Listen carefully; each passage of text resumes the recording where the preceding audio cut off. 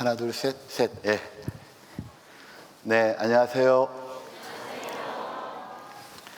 네, 찬양 아주 감사합니다.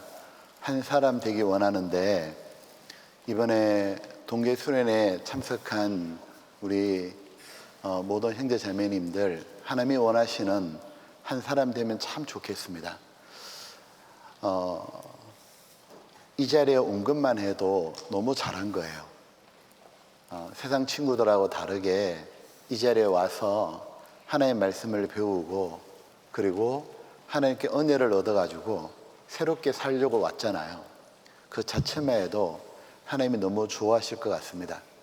그리고 한 걸음 더 나아가서 하나님의 말씀을 잘 들어가지고요, 말씀이 마음에 심어져서 여러분들이 정말 하나님 마음을 시원케 하는, 세상에 꼭 필요한 사람이 되면 좋겠습니다. 같이 기도하겠습니다. 저희들을 사랑해서 구원해 주신 아버지 하나님 감사합니다. 저희들을 어릴 때 구원해 주시고 주의 몸된 교회 가운데 두셔서 주의 말씀으로, 사랑으로 이 시간까지 양육해 주셔서 너무 감사합니다. 이번에 참석한, 여기에 머리 숙여 기도하는 너무도 귀한 우리 형제 자매님들이 하나님의 한 사람이 될 수 있도록 친히 은혜를 주시고 세워주시기를 간절히 기도합니다. 오늘의 말씀이 마음에 깊이 심어져서 하나님의 사람을 꿈꿀 수 있도록 도와주시옵소서. 저희를 사랑하시는 예수님 이름으로 기도드렸습니다. 아멘. 예, 성경 열왕기하 2장입니다. 자, 열왕기하 2장.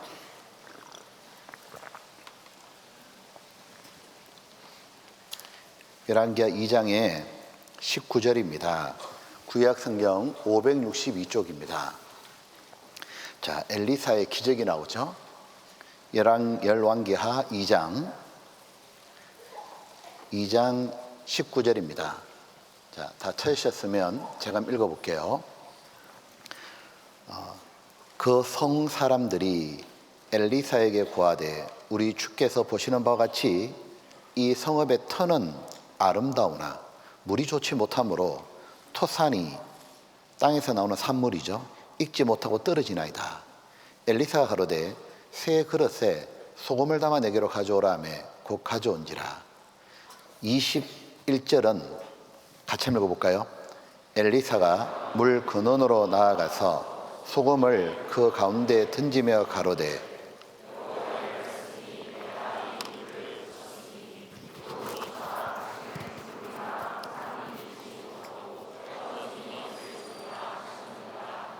그 물이 엘리사의 말과 같이 고쳐져서 오늘날에 이르렀더라. 자, 이번 동계 수련회는 고등부는 열왕기 성경을 배우고 있죠. 그 중에서도 열왕기 성경에 가장 중요한 인물 두 명이 나오죠. 바로 엘리야와 엘리사입니다. 앞에 2시간 동안 엘리야를 배웠고, 이제 2시간 동안 엘리사를 배울 겁니다. 하나님께서 엘리사를 통해서 여러 기적을 행하셨는데 그 기적 중에서 오늘 2가지를 저희가 배우고 교훈을 얻으려고 합니다.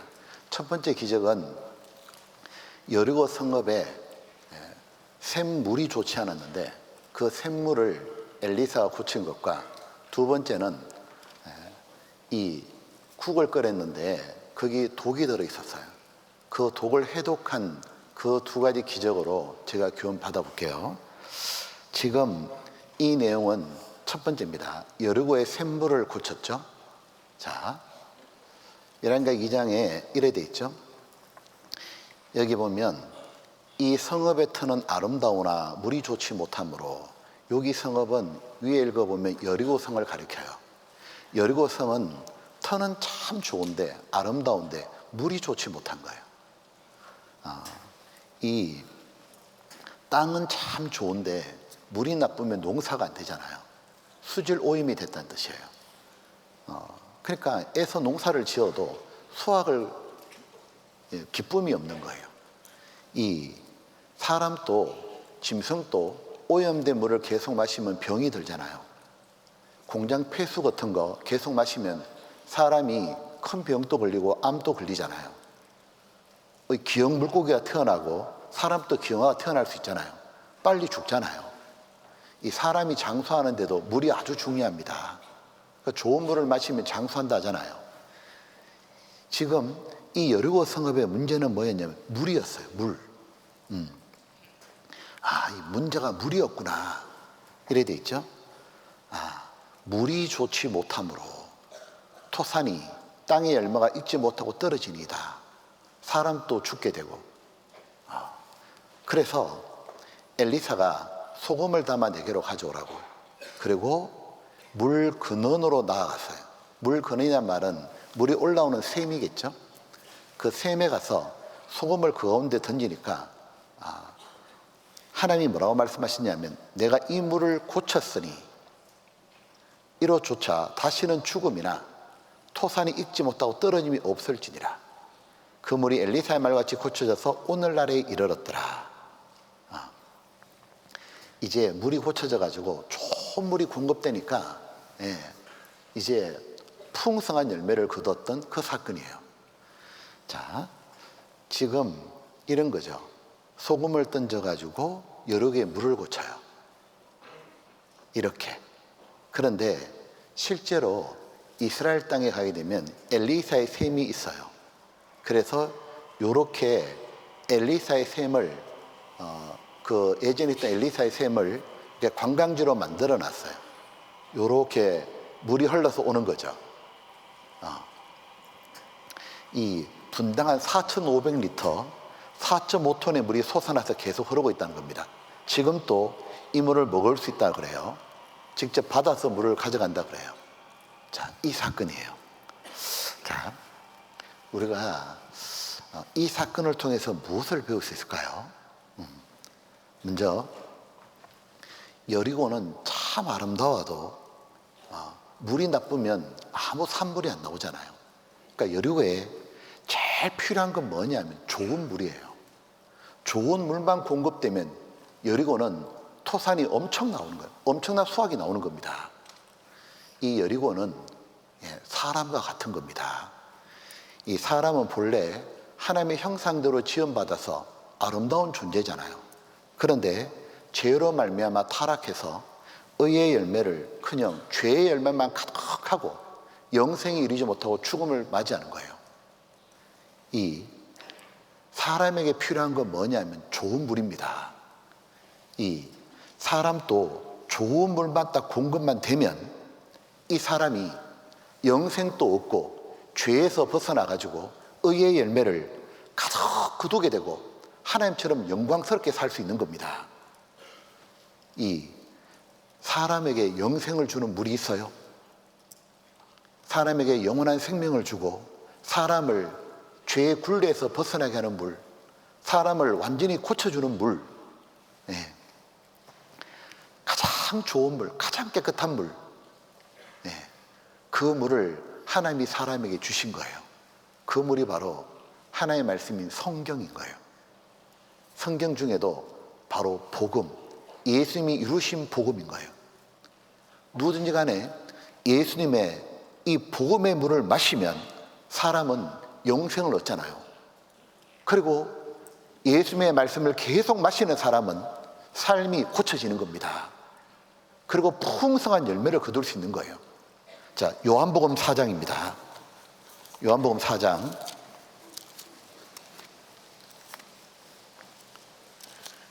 요한복음 4장. 자, 우리는 고등부니까 성경을 좀 잘 찾아볼게요. 요한복음 4장. 자, 14절입니다. 예수님이 하신 말씀이죠. 바로 이 물이죠. 여기도 우물이 나오는데 14절에 내가 주는 물을 먹는 자는 같이 읽어볼까요? 영원히 목마르지 아니하리니 나의 주는 물은 그 속에서 영생하도록 솟아나는 샘물이 되리라. 바로 예수님이 주는 물, 복음입니다. 이 물을 마시는 자는 영원한 생명을 얻잖아요. 엘리사가 오염된 샘에 소금을 넣어서 물이 고쳐졌잖아요. 소금은 변치 않은 걸 가리키는 겁니다. 변치 않는 언약할 때 소금 언약이라 하는 거예요. 그러니까 하나님의 말씀은 변치 않잖아요. 이 변함이 없는 성경 말씀이 사람에게 있는 그대로 쫙 전해지잖아요. 그러면 사람이 정말 구원받고 영생 얻는 거예요. 그리고 삶이 고쳐지는 거예요. 이 아무리 타락한 사람도, 아무리 망가진 사람도, 죽음 직전의 사람도 성경 말씀이 순수하게 전해지면, 복음이 있는 그대로 전해지면 사람이 구원받고 영생 얻잖아요. 그리고 죽음에서 벗어날 뿐 아니라 이 사람의 삶도 고쳐지고 의의 열매를 거두는 겁니다. 제가 알고 있는 분 중에 80이 넘어서 구원받은 할아버지가 있거든요. 사회학자들은 뭘 말하냐면 20세 정도가 넘어가면 인생관이 거의 굳어지고 30세가 넘어가면 삶이 못 고친다 얘기합니다. 근데 노인은 아예 삶을 고치기 어렵잖아요.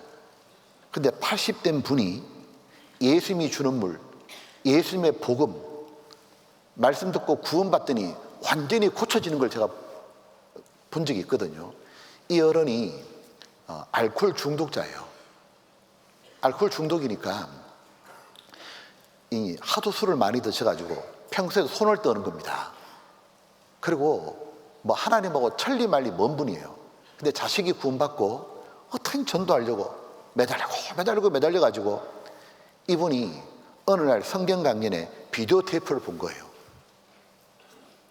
그 말씀을 듣더니 구원을 딱 받은 거예요. 딱 받고 어떻게 받겠냐면 술을 끊어버리는 거예요. 아무도 못 끊는 술이었습니다. 누가 말해도 술을 안 끊었는데 스스로 술을 딱 끊은 거예요. 그러고는 이분이 뭐 하느냐면 글자를 몰랐거든요. 근데 글을 배워요. 왜 글을 배우느냐 하면 성경을 읽고 싶은 거예요. 그래서 글을 배워가지고 성경을 매일 읽으니까 그렇게 사람이 완전히 바뀌는 겁니다. 그리고 암이 걸려 돌아가시는데 죽음 앞에서도 웃잖아요. 바로 예수님이 주는 물을 마신 겁니다. 이 로마서 6장입니다. 로마서 6장. 이 엘리사의 샘얘기가 로마서에 그대로 나오죠. 로마서. 이 구약과 신약은 연결되어 있잖아요. 성경이 정말 신비한 겁니다. 로마서 6장 여기 17절에 이렇게 되어 있죠. 자, 하나님께 감사하리로다. 너희가 본래 죄의 종이더니 너희에게 전해 준 바 교훈의 본을, 하나님의 말씀이죠, 마음에 순종하여 죄에게서 해방되어 의에게 종이 되었느니라. 그리고 어떤 일이 벌어졌냐면 21절입니다. 이런 일이 벌어지는 겁니다. 21절에 너희가 그때에 구원받기 전에는 무슨 열매를 얻었느냐. 이제는 내가 그 일을 부끄러워하나니 이는 그 마지막이 사망임이니라. 그러나 이제는 내가 죄에서 해방되고 하나님께 종이 되어 거룩함에 이런 열매를 얻었으니 이 마지막은 영생이라. 23절 같이 읽어볼게요. 죄의 삭은 사망이요 하나님의 은사는 그리스도 예수 우리 주 안에 있는 영생이니라. 지금 엘리사의 말과 같이 고쳐져서 오늘날까지 이르렀다 그랬죠. 이 말씀대로 이 주님이 완성하신 복음이 초대교회부터 전해졌잖아요. 그리고 기독교가 2000년 지나갔잖아요.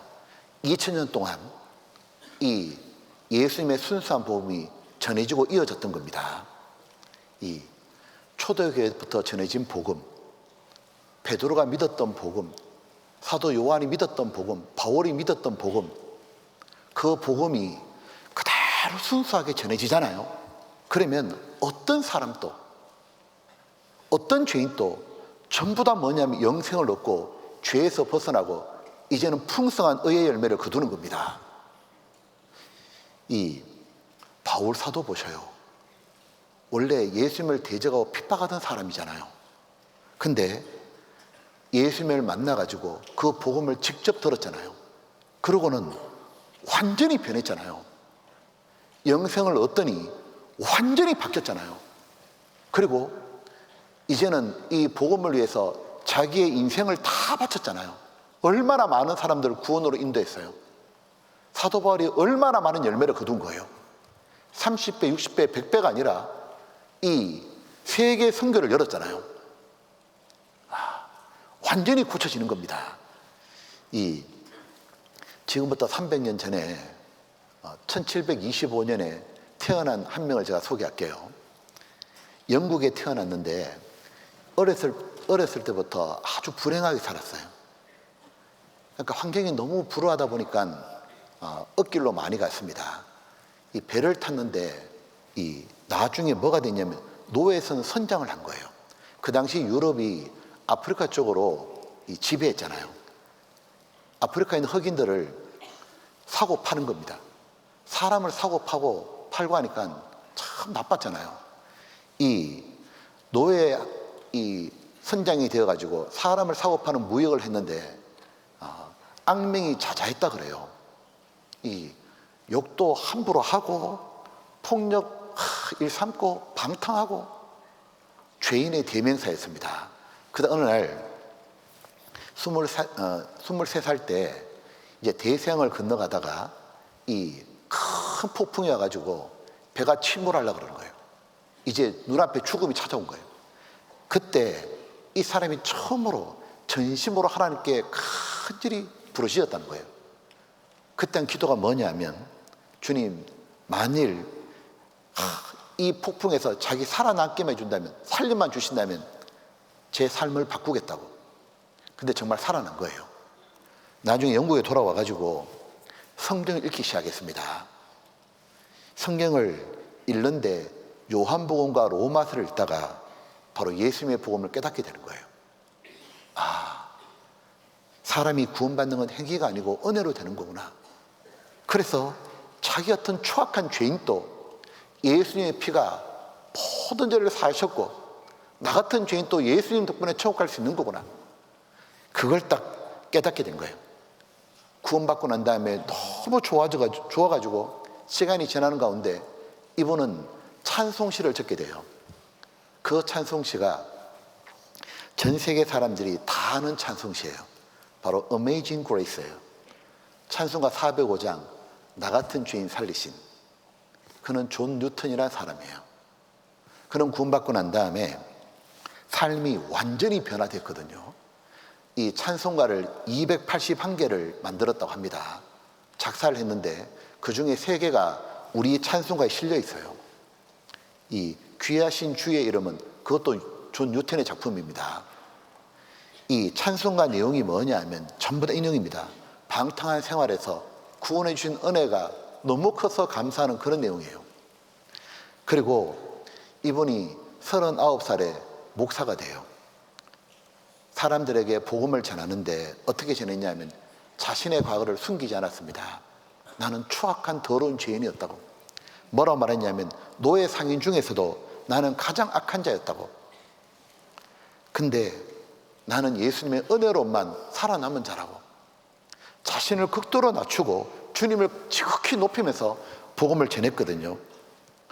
노예 폐지 운동을 적극적으로 했고 마지막 죽을 때 남긴 말이 뭐냐면 이 2마디 남겼답니다. 나는 큰 죄인이었습니다. 그러나 우리 주 예수님은 가장 위대한 구세주입니다. 이 묘비를 이렇게 만들었거든요. 묘비를 자기가 직접 살아생전에 내 묘비는 이렇게 새겨달라고. 자, 그 묘비 한번 볼까요? 바로 존 뉴턴입니다. 그의 묘비가 이렇게 돼 있죠. 묘비인데 뭐라고 적혀 있냐면 이렇게 적혀 있습니다. 영어를 잘 하시니까 알아서 해석하시기 바랍니다. 자, 제가 좀 풀었으면 이런 겁니다. 존 뉴턴, 한때는 하나님을 부인하고 방탕에 빠졌으며 아프리카 노예 상인이었으나 우리 주님이시여 구세주인 예수 그리스도의 풍성한 은혜로 용서받았다고. 그리고 한때 파괴했던 믿음을 전파하는 자가 되었다고. 자기 간증을 딱 적은 거예요. 어떻게 구원받았는지. 전에는, 이제는 죄인이었는데 예수님 은혜로 구원받았고, 구원받고 난 다음에 그 주님의 복음을 위해 살았다고. 딱 그렇게. 이 보면 무엇이 존 뉴턴을 이렇게 완전히 다르게 사는 새 산으로 바꾼 거예요. 바로 하나님의 말씀, 그 순수한 복음이에요. 이 보면 바로 하나님의 말씀이, 이 순수한 복음이 사람에게 영생을 주는 동시에 완전히 죄의 굴레에서 벗어나게 하는 겁니다. 제가 이제 전도인이 되어가지고요, 20년 정도를 해외 선교를 다녀봤거든요. 저는 잘 사는 나라들도 가봤고요, 유럽의 여러 나라들, 미국의 여러 도시들, 호주도, 그리고 이 못 사는 나라도 가봤습니다. 필리핀도 가보고 미얀마도 가보고, 또 하나님을 전혀 모르는 나라 몽골, 일본도 가보고, 그리고 하나님을 믿는데 구원이 없는 그런 지역도 가봤습니다. 이를테면 남미 여러 나라도 가보고, 중미 멕시코도 가보고. 제가 해외 선교를 다니면서요, 가장 크게 느낀 것, 제 마음에 완전히 박힌 것이 딱 한 가지예요. 직접 보면서, 선교하면서 보면서 완전히 마음에 새겨진 게 있습니다. 그게 뭐냐면, 사람에게 제일 필요한 게 뭔지 발견한 거예요. 잘 사는 사람이나 가난한 사람이나 하나님을 전혀 몰랐던 사람이나 모든 사람에게 제일 필요한 게 뭘까요? 돈이나 친구나 부모님이 아니었습니다. 제일 필요한 건 교육도 아니었습니다. 사람에게 제일 필요한 건 뭐냐면 복음이었어요. 복음. 어떤 복음이죠? 바로 예수님의 완전하고 영원한 속죄, 우리가 듣고 믿은 그 복음, 바로 우리가 전해주는 그 복음, 이 복음을 그대로 전해주잖아요. 사람이 정말 구원받아버리고 완전히 변해버리는 거예요. 우리가 해외 나가서 전도할 때, 한국에서 전하던 성경 강연회처럼 그렇게 전합니다.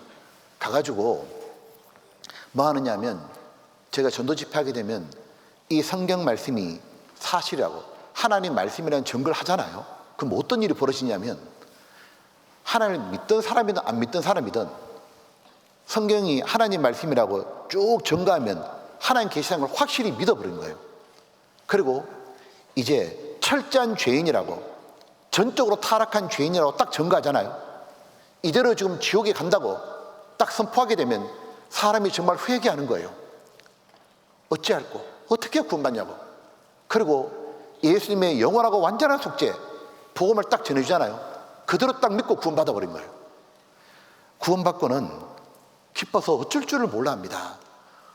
외국 나가서 많은 분들의 간증을 들었습니다. 우리하고 말이 안 통하잖아요. 문화가 전혀 다르잖아요. 통역 통해서 복음을 전했는데 구원받고 난 다음에 간증하잖아요. 똑같습니다. 어떤 분은 자기가 사는 게 너무 힘들어가지고 자살을 꿈꾸는 거예요. 그 사람 얘기 들어보게 되면 그 여자분 너무 불쌍한 거예요. 근데 전도 집회 듣고 구원을 딱 받고 나니까 천국 간다는 소망 때문에 기뻐서 어쩔 줄을 몰라요. 뭐라고 간증하느냐 하면 이렇게 간증하는 겁니다. 내가 이 구원 받으려고 이렇게 사는 게 힘들었나 봅니다. 이제는 괜찮아요. 나 이제 구원받고 천국 가니까. 너무 감사해하고 예수님께 대해서 어쩔 줄 몰라 하는 거예요. 어떤 사람은 남들보다 잘 먹고 잘 살려고요, 이 돈 욕심에 미쳐 살던 사람이 있습니다. 근데 구원을 딱 받고 난 다음에 어떻게 변하느냐 하면 악착같이 돈을 모았거든요. 자린고비처럼 모은 돈을 복음에서 아낌없이 다 쏟아붓는 거예요. 옆에서 뭐라 했냐면, 저 사람요, 저쪽 교회 가서 예수 믿더니 미쳤어요. 그렇게 아끼던 돈을 저 헌금한다고, 복음에 사용한다고, 그렇게 교회를 열심히 다닌다고. 이 보면 육신의 욕망을 쫓아가지고 짐승처럼 정말 추하게 살던 사람이 구원받고 어떻게 바뀌느냐 하면 하나님처럼 영광스럽게 살아요. 거룩하고 진실하고 사랑이 넘치며 의롭게 사는 거예요. 남들에게 복음 전해주며 사는 거예요. 술에 쩔어 살던 사람, 맨날 술 마시는 사람, 가정도 돌보지 않던 남자가 구원 딱 받더니 딱 술 끊고 가족을 돌보는 거예요. 그리고 이 복음 전하려고 말과 행동이 다 바뀌는 거예요. 딱 보게 되면 야, 이전 것은 지나갔으니 보라 새 것이 되었도다. 딱 보면 바로 알겠는 거예요. 그런데 모든 사람이 그렇게 바뀐다는 거예요. 모든 사람이. 잘 사는 나라든 못 사는 나라든, 하나님을 믿고 있던 사람이든 안 믿고 있던 사람이든, 바로 사람에게 정말 필요한 건 복음이구나.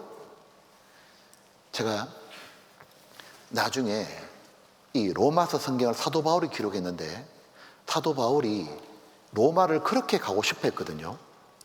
근데 여러 번 가고 싶어 했는데 길이 막혀서 못 갔습니다. 그래서 로마서를 적어서 보낸 거예요. 그 로마서를 보내면서 뭐라고 말하냐면, 내가 로마에 너무너무 가기를 원한다고. 왜 그렇게 가고 싶어 했을까? 그 구절이 이해가 이제 된 거예요. 로마서 1장입니다. 예전에 읽을 때 잘 몰랐거든요. 선교 다니면서 완전히 이해가 되는 겁니다. 로마서 1장 14절. 자, 13절 제가 한번 읽을게요.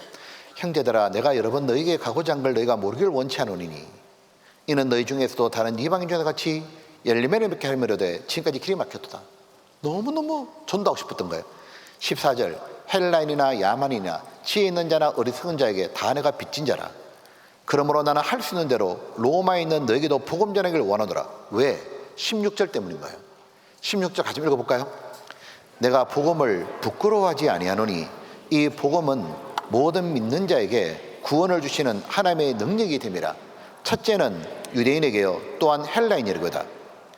사도 바울이 복음을 부끄러워하지 않는다고. 왜 안 부끄러워했냐면, 복음만 딱 전해지면 사람이 구원을 정말 받아버리는 거예요. 사람이 진짜 영생 얻고 변해버리는 거예요. 하나님이 사람에게 준 답이 뭐냐면 복음이었습니다. 야, 이 복음을 심어만 주면 진짜 구원받는 거구나. 이 복음이 구원의 능력이구나. 바울이 유대인이잖아요. 유대인들에게도 복음 전하니까 유대인들이 구원받고 바뀌잖아요. 바울이 헬라말을 사용할 줄 알잖아요. 라틴어도 사용할 줄 알잖아요. 아랍어도 사용하잖아요. 그러니까 바울은 선교사입니다. 외국에 가가지고 그 이방인들에게도 복음을 전가하니까 사람이 구원을 받아버리는 거예요. 그 무엇으로도 고치지 못한 사람이 복음으로 고쳐지잖아요. 죽음을 조금 더 두려워하지 않잖아요. 구원받고 나니까. 죽음 앞에서도 큰 소리 치잖아요. 사망아, 너의 손은 건 무엇이냐고. 그리고 삶이 완전히 변화되잖아요. 복음이 답이었구나, 이 복음이. 그래서 바울은 모든 사람이 빚진 마음이 있는 거예요. 이것만 전해주면은 사람이 구원받고 영생 얻고 변화되니까, 이전의 삶과 완전히 다르게 살 수 있으니까. 그래서 바울은 이 복음을 그렇게 전하려고 했구나. 선교 다니면서 알게 된 거예요. 전 세계 모든 사람이 지금 정말로 필요한 건 뭐냐면 복음, 우리가 전해주는 그 복음입니다. 이 정말 구원받은 사람은 정답을 알았잖아요. 복음이 답이구나. 이 복음 위에서 자기 인생을 다 바치잖아요. 전해주려고.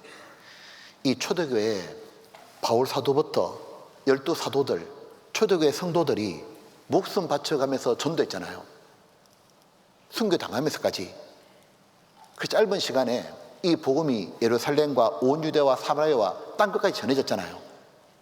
그 다음 500년도 때 이 복음이 아일랜드 쪽에 있었습니다. 그때 그 유명한 콜롬바 들어보셨어요? 이 콜롬바는 스코틀랜드에 복음 전하러 갈 때 교회사 책을 읽어보면 이렇게 되어 있습니다. 이 12명이 배를 타고 와요. 스코틀랜드 도착하더니 어떻게 하냐면 배 불질러 버립니다. 왜? 우리는 안 돌아간다고. 이 스코틀랜드에도 이 사람들에게 제일 필요한 건 복음이고, 이 복음이 전가기 위해서 우리는 이 자리에 죽을 거라고. 그 스코틀랜드에 복음을 전한 거예요. 이 보면 1700년대 독일의 진젠도르프 들어보셨죠? 진젠도르프는 모라비안 교도를 만들어 가지고 부자였거든요.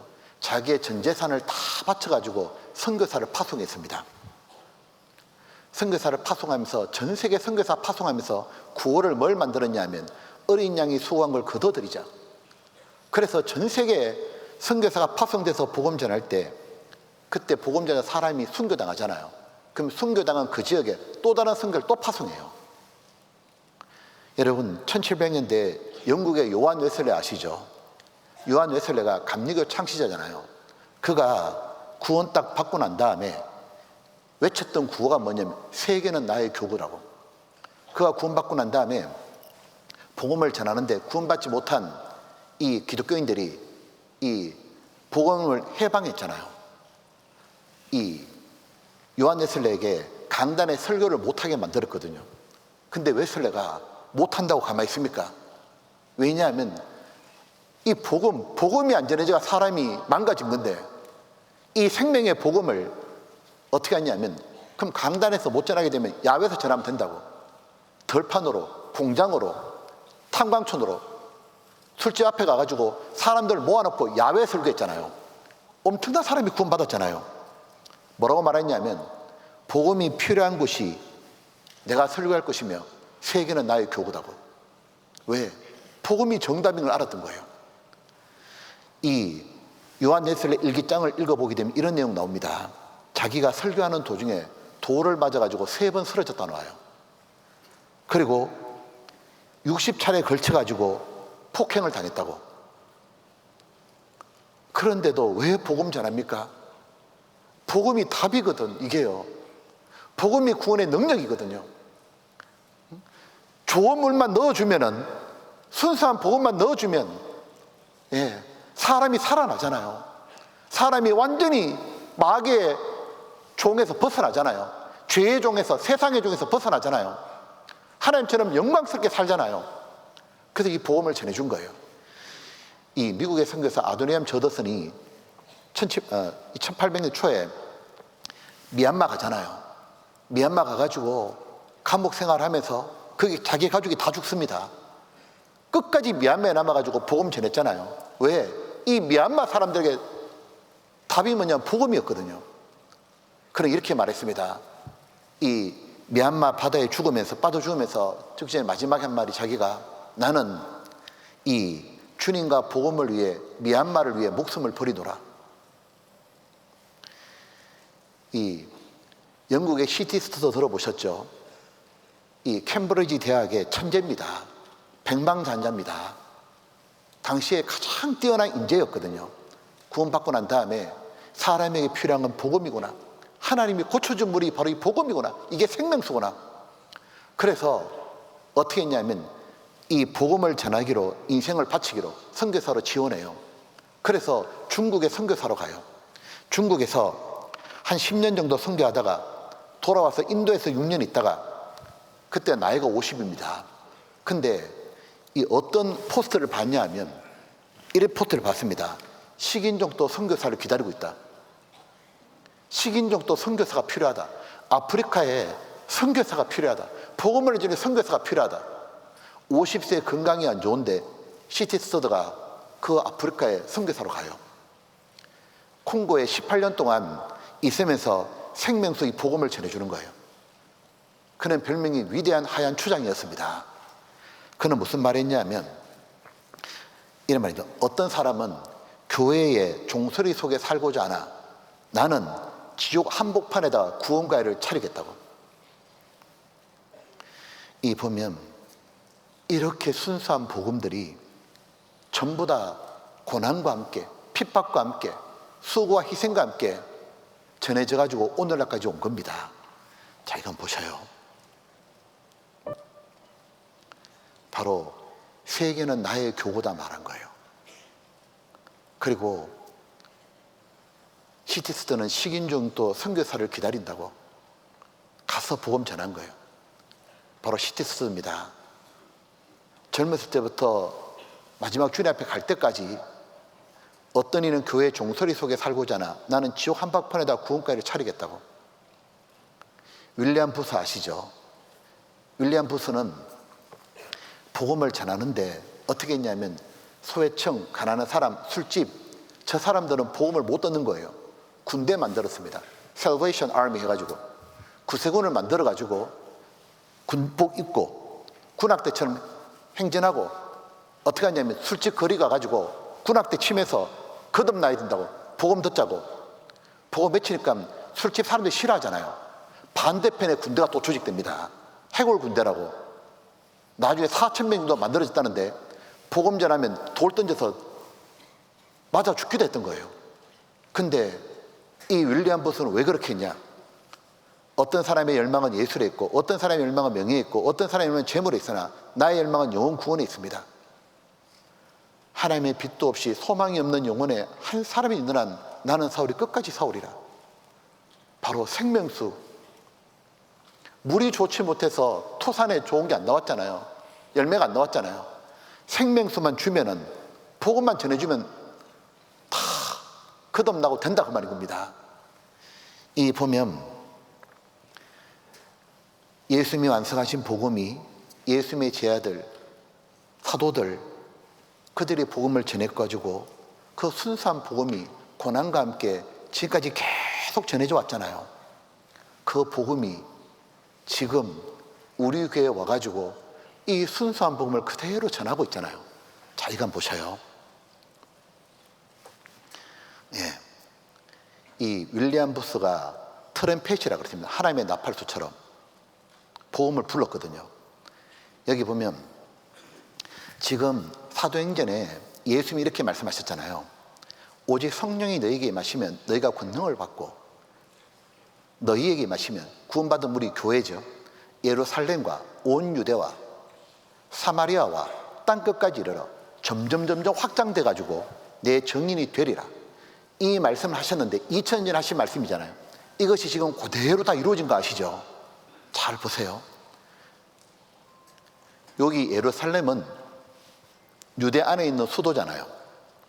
예루살렘과 온 유대와, 그러니까 복음이 처음에 예루살렘에서 이 복음이 시작됐잖아요. 예루살렘에 오순절 날 120명이 모여 있을 때 성령이 임하시고 그때부터 교회가 시작됐고 복음이 전거되기 시작했잖아요. 그리고 유대 땅에만 복음을 전하고 있는데 이 예루살렘에서만 복음 전하는데 핍박이 일어났잖아요. 초대교회 때 핍박이 일어나가지고 성도들이 흩어진 겁니다. 흩어져가지고 뭐 하느냐 하면 움츠러든 게 아니고 복음 전했잖아요. 왜? 복음만 전해주면 사람이 구원 받으니까. 그래서 사마리아까지 넓혀졌거든요. 또 전해지니까 바로 땅끝까지 전해지는 거예요. 이 내용이 바로 사도행전입니다. 사도행전이 1장부터 28장까지가 있잖아요. 사도행전, 다른 말로 하면 성령행전, 교회행전이라고 말합니다. 성령께서 교회와 함께 있으면서 어떻게 복음을 전해졌는지 복음행전인 겁니다. 요래된 거예요. 지도를 보게 되면 예루살렘 유다, 그 다음 사마리아 지나 수리아, 드디어 이방인 지역입니다. 안디옥에 사도 바울 여기 있으면서 복음 전했잖아요. 선교사로 파송 갔죠. 갈라디아 지역, 아시아 지역, 그리스, 로마, 그리고 스페인 사바나까지, 여기까지가 사도행전 28장까지의 내용이에요. 그래서 복음이, 잘 보세요. 예루살렘의 시작에서 복음이 어느 쪽으로 왔냐 하면 올라가서 서쪽으로 쭉 뻗어가는 겁니다. 이렇게 복음이 전거되었고, 이 복음이 유럽에 있었잖아요. 유럽에 있던 복음이 드디어 어디로 가느냐 하면 유럽이 아프리카로, 아메리카로, 그리고 아시아 쪽으로 복음이 전거된 겁니다. 서쪽에서 이렇게 돌아서 동쪽으로 오는 거예요. 이렇게 해서 복음이 바로 전 세계로 전파가 된 겁니다. 2000년 동안. 그러면서 어떤 일이 벌어졌냐면 이 순수한 복음이 전거되는 동안 고난도 있고 핍박도 있었지만 이 복음이 전해지면 사람이 정말 영생을 얻고 변화가 되었잖아요. 근데 이 복음이, 잘 보세요, 바로 우리나라에 들어온 거예요. 우리나라에 복음이 들어왔고, 그리고 우리 교회가 형성이 됐습니다.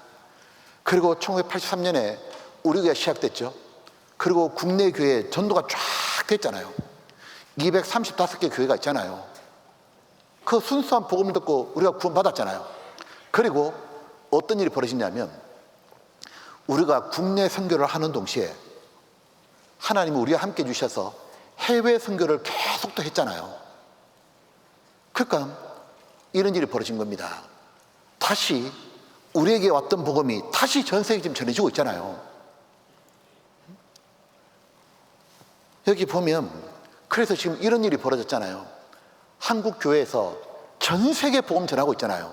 선교사님을 파송하고 해외 선교를 밀어가지고 바로 아시아, 유럽, 아프리카, 오세아니아, 북미, 중남미 전 세계 복음이 전했잖아요. 그리고 우리가 전하는 이 순수한 복음을 전하면 진짜 사람이 영생 얻고 변화되잖아요. 보면 해외 82개 나라에 1140개 교회로 이게 지금 확장되어 있잖아요. 무엇을 볼 수 있어요? 맞구나. 예루살렘에 시작된 그 순수한 복음이 하나님의 그 생명수가 서쪽으로 갔다가 동쪽 끝자락인 우리나라에 왔다가 하나님이 우리 교회 통해서 마지막 다시 이 순수한 복음을 세상에 전하시는구나. 바로 하나님의 복음이 있는 곳, 생명의 복음이 있는 곳, 그 교회에 우리가 있다 그 말이에요. 그곳에 내가 한 자락이라도 붙어 있는 겁니다. 하나님께서 이 마지막 시대에 역사를 끝내기 직전에 그 순수한 복음을 우리 교회에다 맡겨주신 거예요. 그래서 우리 교회가 세계 선교, 전심전력, 총동원, 왜? 하나님이 이 역사의 마지막 때 그 순수한 복음을 우리에게 맡겨주셨구나. 그래서 비록 복음을 전하면 핍박도 있고 시련도 있고 많은 수가 희생을 해야 되지만, 하지만 하나님의 구원의 역사가 계속 나타나니까 그걸 지금 하고 있잖아요. 가만히 한번 생각해 봐요. 이 여리고가 성읍의 터는 참 좋잖아요. 깨끗한 물만 공급되면 좋은 열매가 나오잖아요. 보면 지금 또 생각해 보면 터가 좋은 것이 얼마나 많아요. 특별히 학생 때는 어른들보다는 더 순수할 때입니다. 복음의 터로는 너무 좋은 거예요. 친구들한테 복음 딱 전해주잖아요. 여러분이 듣고 믿었던 그 복음, 여러분이 들었던 그 전도집회 말씀, 여러분의 친구들한테 그대로 전해주잖아요. 사람이 구원받잖아요. 제가 해외 나가보니까 가난한 나라 사람들이 한국 사람보다 훨씬 더 순수하더라고요. 몽골 사람들을 제가 몽골에 열 몇 번 갔거든요. 몽골 사람이 참 순수해요. 구원받기 너무 좋은 터예요. 근데 오염된 물만 너무 많이 마신 거예요. 영혼이 다 죽어가는 거예요. 어떤 물을 마셨냐? 미신이라는 물을 계속 마시고 있는 거예요. 근데 그곳에 우리의 순수한 복음이 딱 전해줬잖아요. 30배, 60배, 100배 열매 어마어마하게 거둬들이잖아요. 몽골에 너무도 많은 사람이 구원받았잖아요. 제가 미얀마 또 10번 이상 가봤거든요. 미얀마 사람들 우리나라보다 가난하고 참 순수합니다. 정말 못 사는 거거든요. 너무너무 순수해. 근데 터가 너무 좋은데, 구원받기 너무 좋은 터인데 오염된 물을 너무 많이 마신 거예요. 불교라는 물을 너무 많이 마신 거예요. 우상숭배에 그 우상숭배가 자기를 구원할 줄 알고 그 오염된 물을 마셔놓으니까 벗어나지를 못하잖아요. 그곳에 우리 복음이 떨어졌습니다.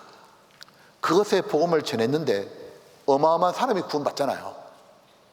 우리하고 똑같이 변화되잖아요. 보면 이 남미를 가보니까요, 제가 페루도 볼리비아도 에콰도르 이 나라가 있잖아요. 남미 사람들도 구원받기 너무 좋은 터입니다. 근데 문제는 뭐냐면 그동안 오염된 물을 너무 많이 마셨어요. 하나님을 믿는데 구원이 안 돼요. 가톨릭의 거짓된 교리, 그 물만 너무 많이 마셔가지고 하나님을 믿는데, 예수님 믿는데 구원이 안 되잖아요. 그곳에 가가지고 올해도 가서 뭐 하느냐면 우리의 복음을 전해요. 예수님의 영원한 속죄 딱 전하잖아요. 구원받고 어쩔 줄 몰라요. 좋아서. 이 아프리카도 그렇잖아요. 참 여기 구원받기 너무 좋은 터인데, 터는 좋은데 왜 열매가 없냐? 물이 안 좋은 거. 물이. 아프리카 사람들 하나님 믿고 막 찬양할 때 춤추고 막 난리잖아요. 막 기적행하고. 근데 뭐냐? 영생 얻는 사람이 없잖아요. 왜요? 오염된 물이잖아요. 기독교는 그런 기적하고 환상 보고 이런 게 아니잖아요. 바로 예수님의 생명의 복음을 줘야 되는데 그 생명의 복음을 하나님 우리한테 맡겼잖아요. 이 복음을 그대로 전해주는데 구원받아 버리잖아요. 그리고 정말 아프리카 전체가 다 지금 구원에서 나타나고 있잖아요. 여러분 보셔요. 하나님이 이 복음을 정말 우리한테 맡긴 거지. 자, 저는 물어볼게요. 여러분 구원 받았어요? 여러분 진짜 거듭난 거 맞아요? 여러분 어떤 인생을 꿈꾸고 있어요? 어떤 사람 되고 싶어요? 여러분 나이 때 요셉은 꿈을 꿨어요.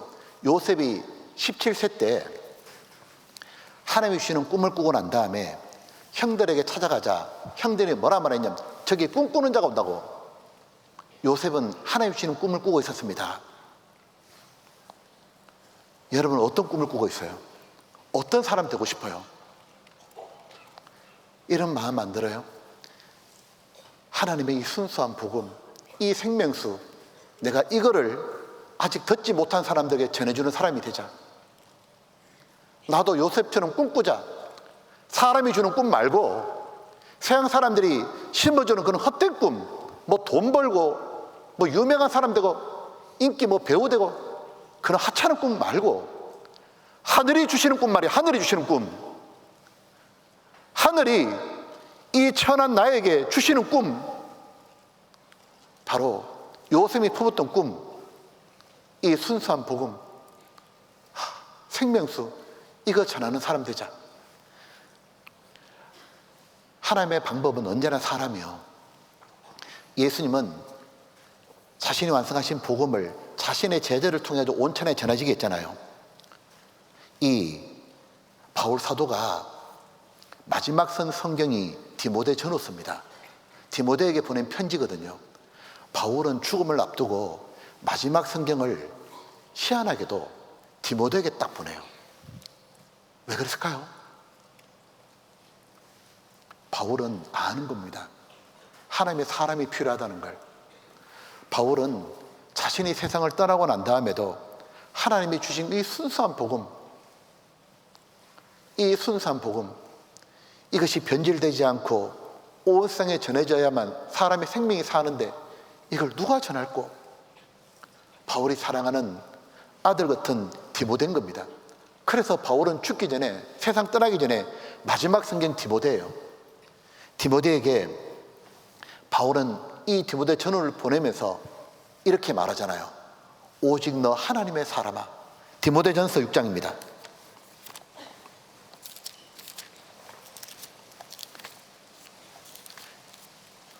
디모데전서 6장 여기 11절 여기 되어 있습니다. 6장 11절에 한번 같이 읽어볼까요?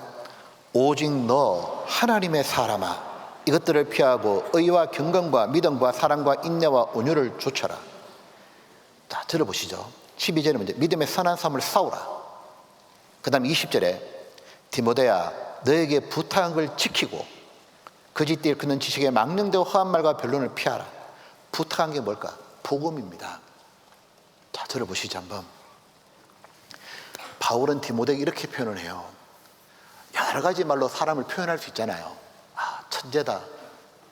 아니면 참 저 사람 뭘 잘한다. 근데 바울은 디모데에게 이렇게 말하고 싶었어요. 오직 only 하나님의 사람아.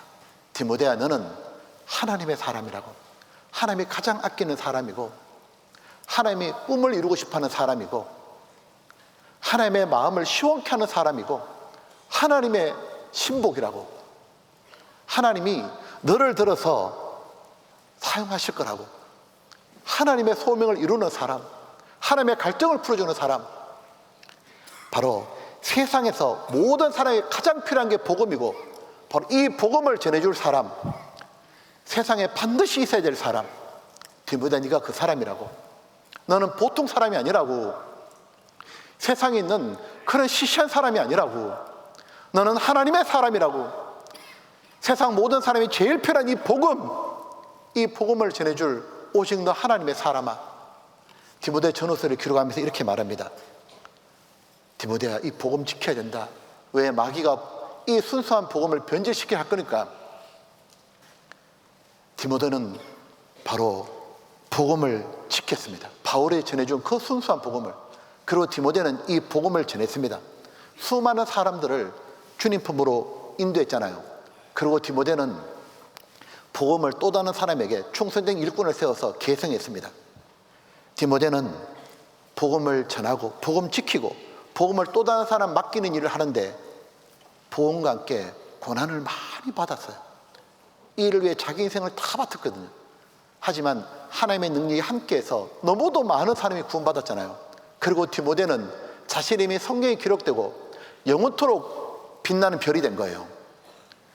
여러분 보면 이 디모데가 하나님의 사람이 될 수 있던 비결이 뭘까? 바울 사도는 말하는 겁니다. 디모데야, 너는 정말 하나님의 사람이 될 수 있다고. 너는 하나님의 사람으로 뽑혔고 하나님의 사람으로 온전케 될 수 있다고. 딱 한 가지만 하면 된다. 디모데야, 하나님이 주시는 깨끗한 물을 계속 마셔라. 바로 성경이에요. 성경. 디모데후서 3장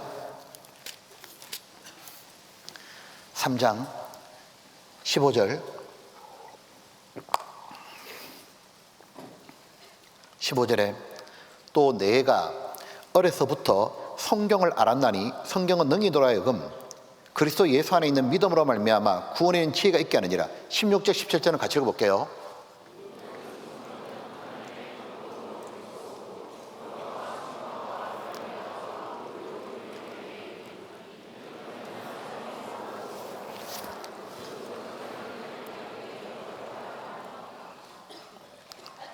여기 보면 이렇게 말했죠. 성경은 두 가지를 한다 되어 있죠. 디모데야, 성경은 능히 너로 하여금 얼마든지 예수를 믿어보라 하려면 구원의 지혜가 있거든요. 성경 통해서 구원받고 성경으로 구원을 전할 수 있는 지혜가 있다는 거예요. 그리고 성경은 하나님의 감동으로 된 것으로 교훈과 책망과 바르게 함과 의로 교육에 유익하니 디모데야, 성경을 배우면 하나님이 너에게 교훈하는 게 있을 거다. 하나님의 교훈을 듣고 나면 책망, 너 양심이 찔릴 거다. 그래서 너는 고쳐질 거다. 바르게 될 거고 이것이 계속 반복되면 너는 의롭게 살아가게 될 거다. 교훈, 책망, 바르게 함, 의로 교육하기 유익하니 궁극적으로 너는 하나님의 사람으로 온전케 될 거다. 그리고 모든 선한 일을 행하기에 온전케 하랍니다. 복음을 전하고 구원받은 사람을 든든히 세우는 일을 온전케 할 수 있을 거다. 오직 너 하나님의 사람아. 디모데는 어려서부터 성경을 배웠어요. 여기 있는 우리 고등학생과 똑같은 겁니다. 부모님이 먼저 구원받아가지고 디모데는 자신도 일찍 구원을 받는 겁니다. 어릴 때부터 성경 배워가지고 이 성경이 하나님 말씀이라는 확신을 갖게 된 거예요. 그리고 성경 통해 구원받고 천국 소망을 딱 가지고 올바른 가치관의 형성이 딱 된 거예요. 가장 존귀한 삶이 뭔지 알게 된 거예요. 바로 하나님의 복음을 전하는 거구나. 그리고 그는 주님이 달려가라는 길로 완전히 달려간 겁니다. 이 디모데가 이렇게 된 비결이 뭐냐? 성경의 사람인 거예요. 디모데는 어려서부터 성경을 가까이 하는 게 몸에 완전히 배었어요. 디모데는 성경을 계속 가까이 하니까 교훈, 책망, 바르게 함, 기억고 의로 교육이 됐잖아요. 하나님의 사람으로 뽑히고 난 다음에 하나님의 사람으로 온전케 된 거예요. 이 보면 디모데는 하나님의 말씀 덕분에 경건하게 살 수 있었고 어떤 일이 벌어지냐면 하나님의 말씀을 가까이 하면서 디모데가 아주 냉철해지는 겁니다. 지성은 아주 탁월해지는 거예요. 진리의 말씀으로 옳게 분별하는 거예요. 거짓된 교리가 들어오면 다 잘라내는 겁니다.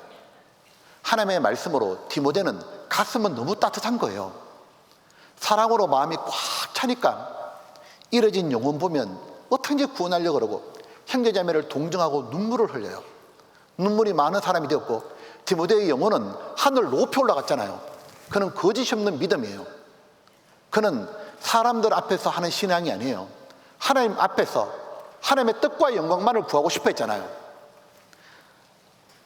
그리고 이렇게 된 모든 게 뭐냐면 성경 덕분이었습니다.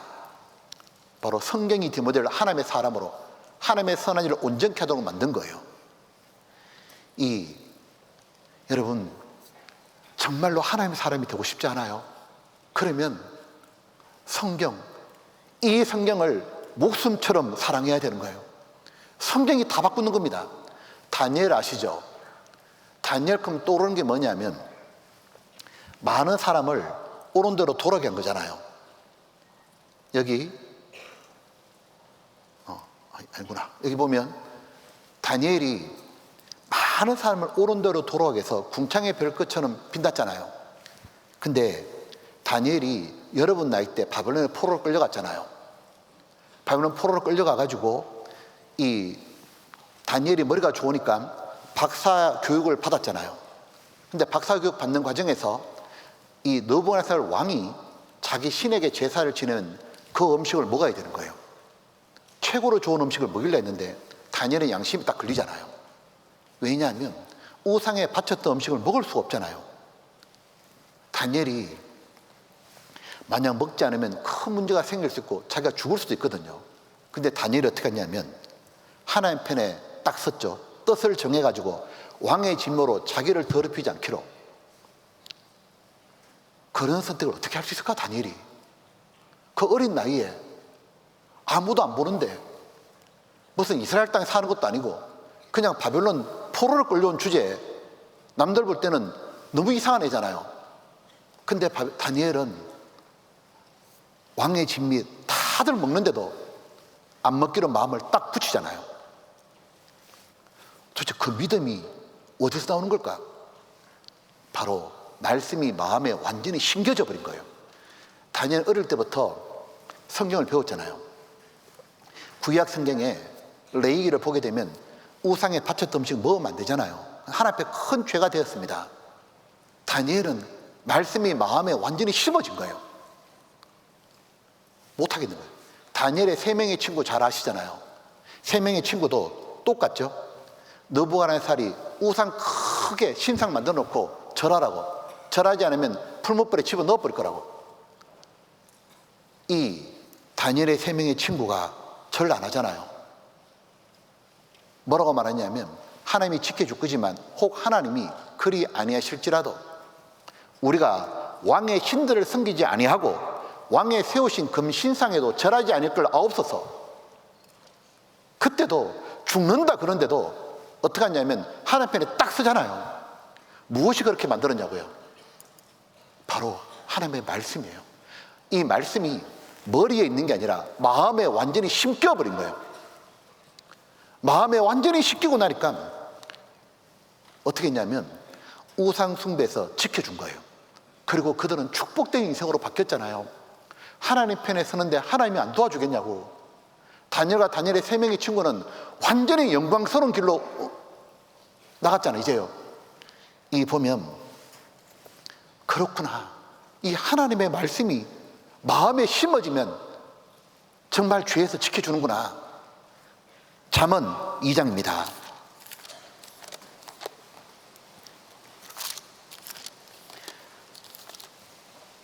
잠언 2장에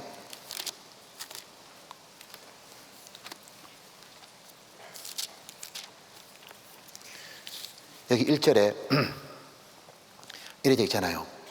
내 아들아, 내가 만일 나의 말을 받으며 나의 계명을 내게 간직하며 내 귀를 지혜에 기울이며 내 마음을 명철에 두며 지식을 불러 구하며 명철을 얻어 소리를 높이며 4절 같이 읽어볼까요? 은을 구하는 것 같이 그것을 구하며 감추인 보배를 찾는 것 같이 그것을 찾으면 여호와 경외하기를 깨달으며 하나님을 알게 되리니. 요 정도가 아니고 10절 보셔요. 10절 곧 지혜가 어디에 들어가요? 내 마음에 들어가며 지식이 내 영혼에 즐겁게 될 것이요 근신이 너를 지키며 명철이 너를 보호하며 악한 자의 길과 폐역을 말하는 자에서 근전이리라. 이거 한번 보시죠. 지금 이렇게 돼 있잖아요. 성경 말씀을 듣는데 어떻게 듣냐 그 말이에요. 내 귀를 기울이라고. 우리가 수요 말씀, 주일 말씀, 토요 공과 배우잖아요. 귀를 기울이는데 어떻게 기울이냐면 내 마음의 명체를 잡아 잘 들으려고. 그리고 지식을 불러 구하며 뭐냐면 하나님께 간절히 기도하는 거예요.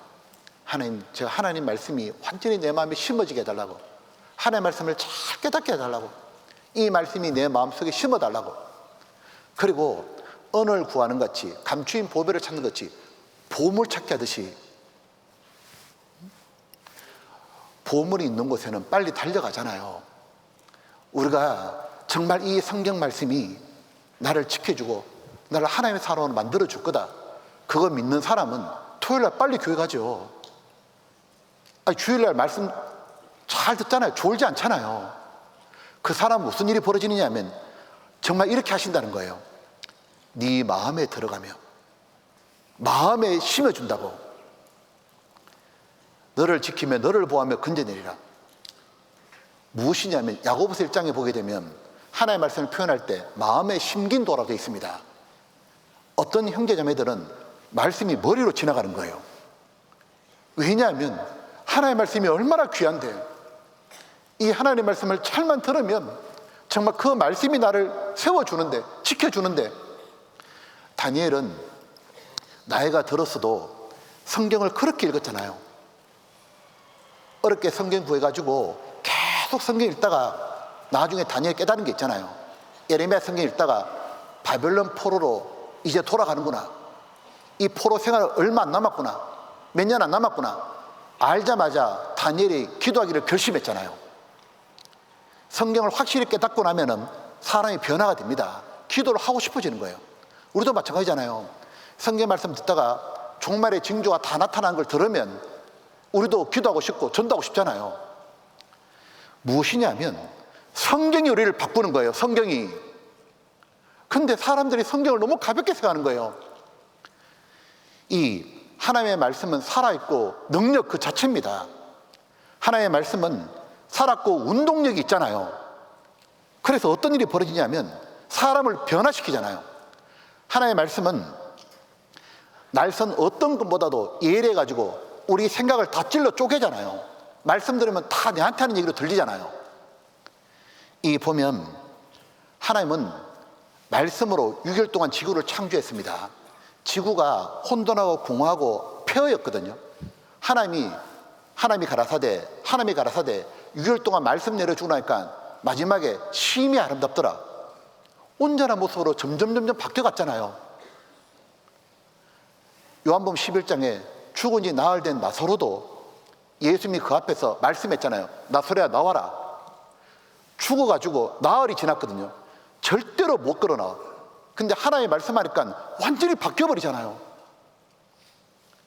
보면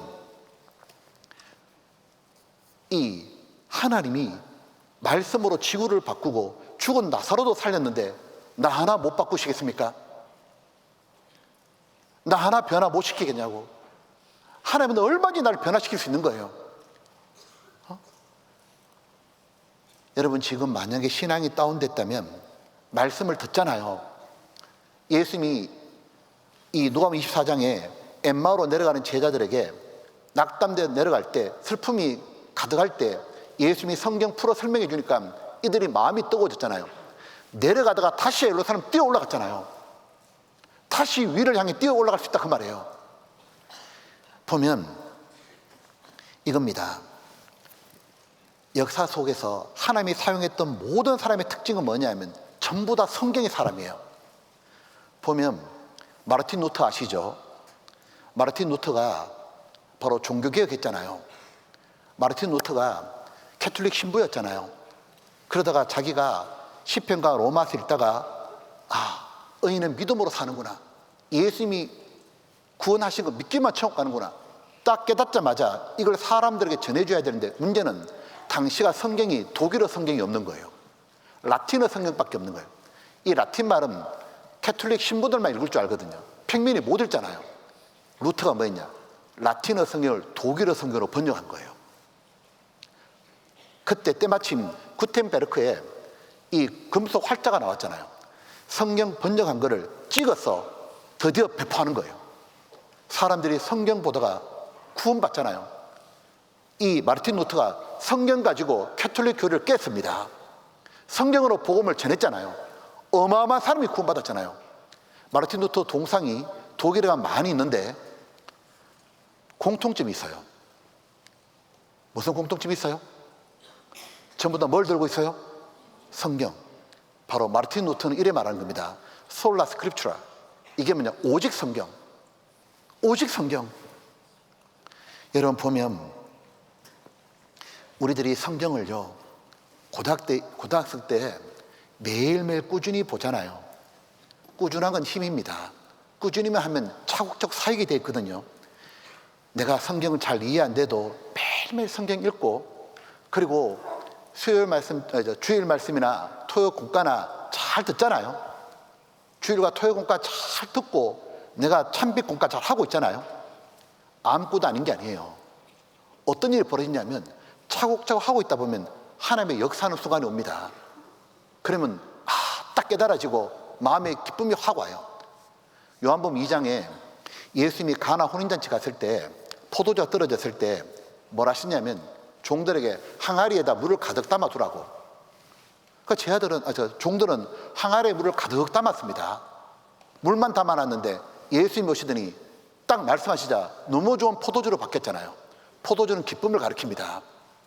무엇이냐면 우리 몸이 항아리라면 말씀을 계속 가득 집어넣잖아요. 어느 날 주님이 역사하시면 성경이 기쁨으로 다가오고 성경이 힘으로 다가옵니다. 성경이 다 맞다. 진짜 하나님의 말씀이 맞구나. 성경이 그 사람을 붙잡는 거예요. 평소에 성경 읽다가 주일 말씀 듣고 토요 공과 듣는 거하고 늘 성경 천리말리 하다가 주일 한번 교회에 와가지고 반쯤 졸다가 그러니까 변화가 더디잖아요. 이 보면 우리는 다 거기서 거기입니다. 뛰어난 사람이 없다고요. 특별한 사람이 없습니다. 누가 성경 말씀을 잘 듣느냐, 그거로 이 신앙은 모두 결정나는 거예요. 우리는 어차피 다 죄인이고 어차피 다 죄를 좋아하고 세상을 좋아하고 육신에 얼마든지 빠져 살 수 있거든요.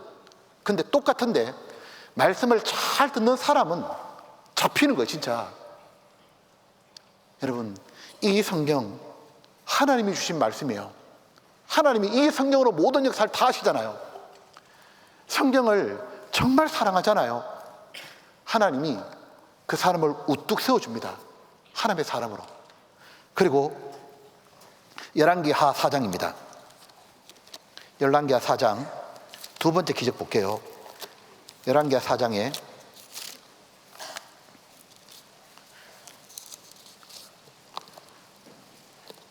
4장 38절입니다. 엘리사가 다시 길갈에 이르니 그 땅에 흉년이 들었는데 선지자의 생도가 엘리사 앞에 앉은지라. 엘리사가 자기 사환에게 이르되 큰 솥을 걸고 선지자의 생도들을 위하여 구걸거리라며 한 사람이 채소를 캐러 들에 나가서 등굴을 만나. 이거 잘 읽어야 돼. 야동이 아니요. 등굴을 만나. 그곳에서 덜외를 따서 옷자락에 채워가지고 들어와서 서로 국거리는 소치에 넣되 저희는 무엇인지 알지 못한지라. 40절 이에 퍼다가 무리에 주어 먹게 하니 있더니 무리가 국을 먹다가 외쳐가로되 하나님의 사람이여 솥에 사망의 독이 있나이다 하고 능히 먹지 못하는지라. 41절 같이 읽읍시다.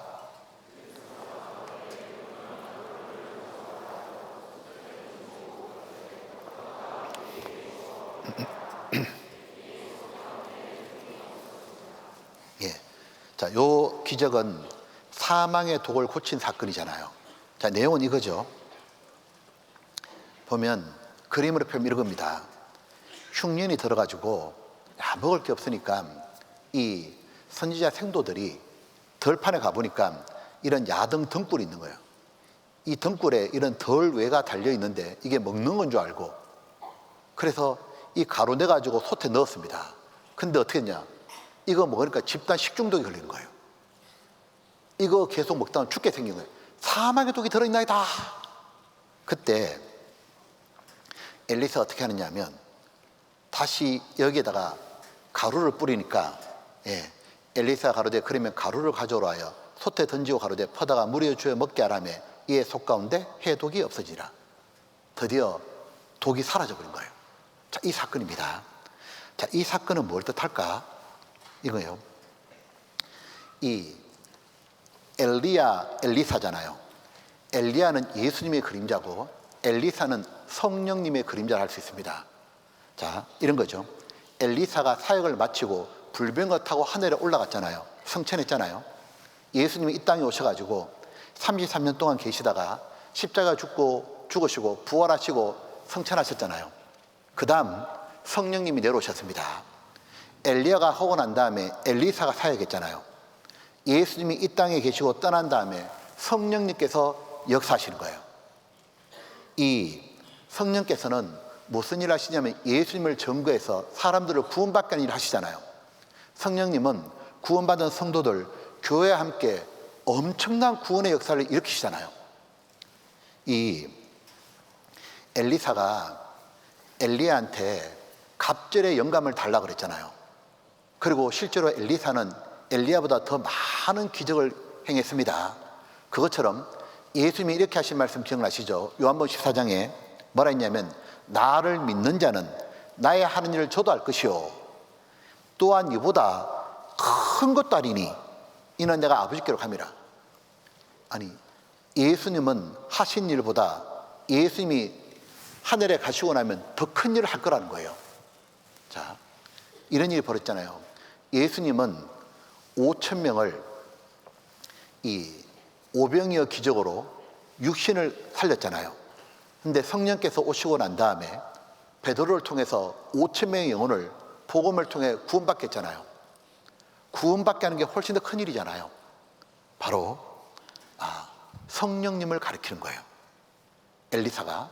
그런데 엘리사가 있는 곳에 어떤 일이 벌어지냐면 자 같이 이제 국결해서 먹자 그랬는데 사망의 독이 들어왔잖아요. 그때 요 사망의 독이 도는 걸 누가 해결하냐? 엘리사 해결하는 겁니다. 그러니까 엘리사가 같이 있는 동안에는, 살아있는 동안에는 독이 들어와봐야 다 해독이 되는 거예요. 다 풀려버리는 거예요. 뭘 가리키는 거예요? 보면 성령님이 함께 계시는 곳이 교회입니다. 이 교회 속에도 어떤 일이 벌어지냐면 영혼을 해치는 사망의 독이 들어올 수 있다는 거예요. 하지만 성령님이 역사하시는 교회는 전부 다 해결된다는 거예요. 초대교회 때부터 사망의 독이 들어오기 시작했습니다. 마귀가 사망의 독을 뿌리잖아요. 초대교회 때부터 다른 복음, 다른 예수, 다른 영을 막 뿌렸잖아요. 그리고 신앙생활 열심히 하던 사람들에게도 다름질을 하지 못하도록 영지주의도 뿌리고 사람의 철학도 좁게 만들고 율법주의도 따르게 하고 사망의 독을 다 집어넣는데 초대교회 사도행전과 서신서 읽어보게 되면 성령께서 싹 다 정리해버리잖아요. 다 정리해가지고 어떻게 하느냐, 이 구원받은 사람의 필요한 영혼이 성장하는데 필요한 말씀을 다 공급해서 신앙이 성장하고 한 마음이 돼가지고 복음을 전해가지고 짧은 시간에 복음이 전 세계 전파도록 했잖아요. 배울 수 있는 게 있습니다. 그렇구나. 하나님의 교회에, 성령이 계시는 교회에도 사망의 독이 들어올 수 있구나. 저희 교회도 한 40년 지나가는 역사 가운데 우리 교회도 사망의 독이 여러 번 들어올 뻔할 때마다 성령께서 싹 다 정리했잖아요. 그래서 순수한 복음을 지켰잖아요. 그리고 이 사망의 독 중에서 보면 어떤 게 있냐면 교회 떠나게 만드는 그런 사망의 독이 들어옵니다. 뭐냐면 꼭 교회에 붙어 있어야 되는 건 아니라고. 교회 떠나도 혼자 열심히 신앙생활 할 수 있다고. 완전 사망의 독이잖아요. 교회에서 떨어지면 신앙 끝나는 거니까. 예수님이 이렇게 말했잖아요. 나를 떠나서는 너희가 아무것도 할 수 없다고. 근데 어떤 사망의 독이 들어오냐면 교회가 뭐 그래 중요하냐고. 혼자서 신앙생활 할 수도 있지. 교회 안 나가면 어때? 이런 사망의 독을 먹은 사람이 나중에 무너지잖아요. 근데 교회 생활 계속 하다 보면 성령께서 그게 아니라는 걸 싹 정리해버리는 거예요. 이 어떤 사람은 우리 교회가 뭘 잘못된 것처럼 타락하는 것처럼 비난의 독을 뿌립니다. 근데 성령님께서 싹 정리하죠. 그들의 열매를 봐 그들을 알지니라. 주님은 구원의 역사 계속 일으키시잖아요. 이 성령이 함께 하시는 교회에는 어떤 게 있냐면 성도의 신앙을 반드시 성장시키셔요. 서로 하나 돼가지고 복음을 위해서 일심으로 협력하도록, 그래서 온 세상에 복음이 전파되도록. 그 교회가 어느 교회예요? 우리 교회예요. 그래서 성령님이 같이 계시기에, 그래서 권능이 함께 하시기에 우리가 신앙이 성장했고 오늘 이 자리에 있는 거예요. 그리고 우리를 통해 복음이 계속 전해지는 거라고. 이 보면요, 우리 개인의 삶 속에서도 여러 가지 모양의 독이 들어옵니다. 마귀는 우리 영혼은 못 빼들어가잖아요. 근데 어떤 거 하느냐, 우리 신앙생활을 망치게 하고 싶은 거예요. 그래서 사망의 독을 뿌려요. 뭘 뿌리냐면 육신이 좋아하는 독들을 계속 먹이는 겁니다. 나중에 영혼이 병이 들어요.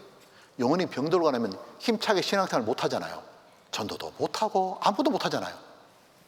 어떤 일이 벌어지냐면 이런 일이 벌어집니다. 이 보면은 너희가 육신대로 살면 반드시 죽을 것이로되, 이 말은 죽는단 말이, 육체가 죽는단 말이 아니라 신앙생활이 세상 사람처럼 된다 그 말이에요. 이 마귀가 사망의 독을 먹이는 이유가 뭐냐면 못 움직이게 만들어버리는 거예요. 그래서 나중에 구원받았다고 말하는데 저 친구는 보면, 저 형제는 보면 전혀 구원받은 것 같지가 않아. 세상 사람하고 다를 바가 없는 것처럼 보이잖아요. 왜? 사망의 독을 너무 많이 먹은 거예요. 육신이 좋아하는 걸 너무 많이 먹은 거예요. 세상과 세상에 있는 걸 너무 많이 가까이 한 거예요. 게임이나 폰이나 너무 많이 빠진 겁니다.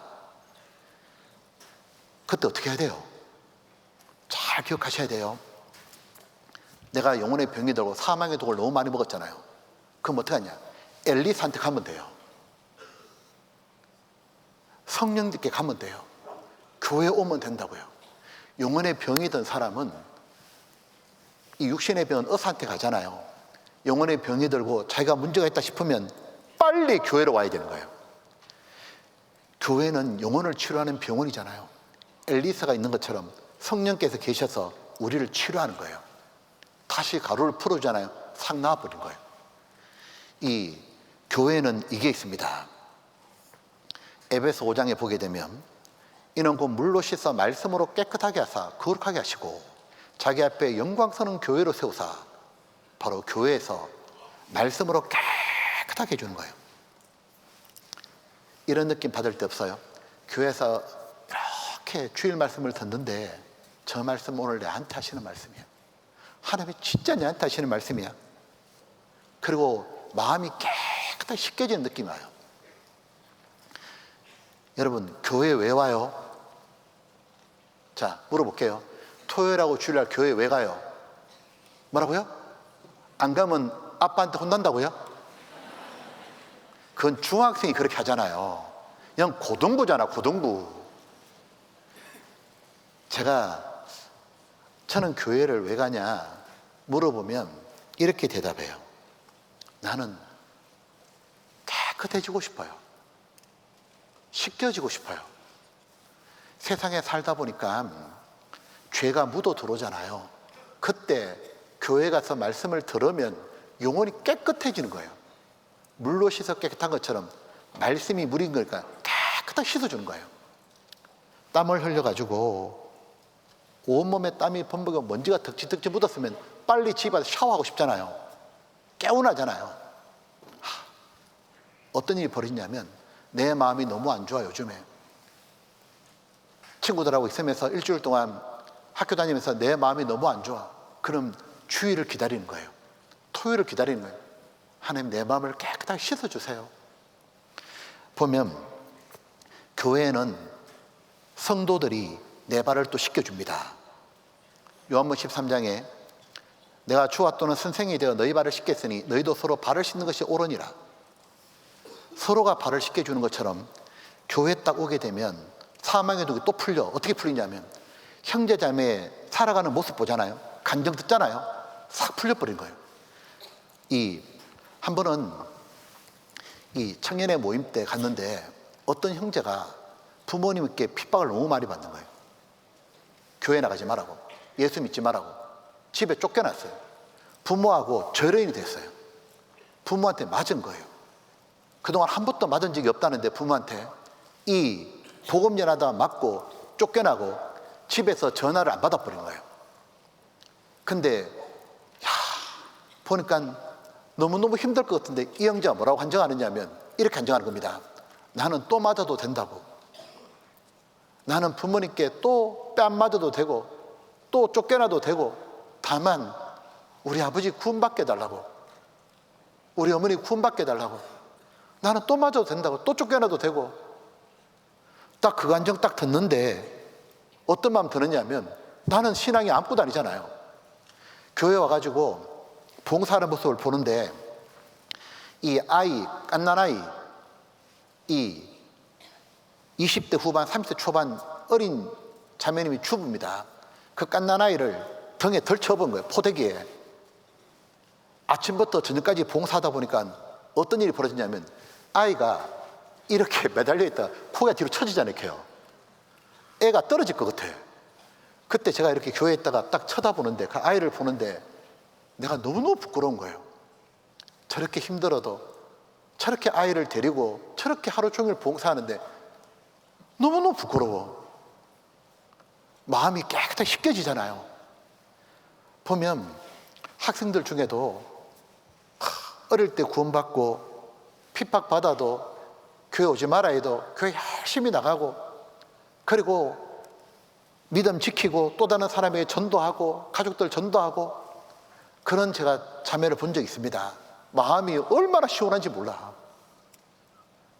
마음이 깨끗해지잖아요. 보면 교회는 어떤 곳이냐 하면 나를 깨끗하게 만들어주고 내 영혼을 치유해 주는 곳이잖아요. 자, 고린도전서 1장입니다. 고린도전서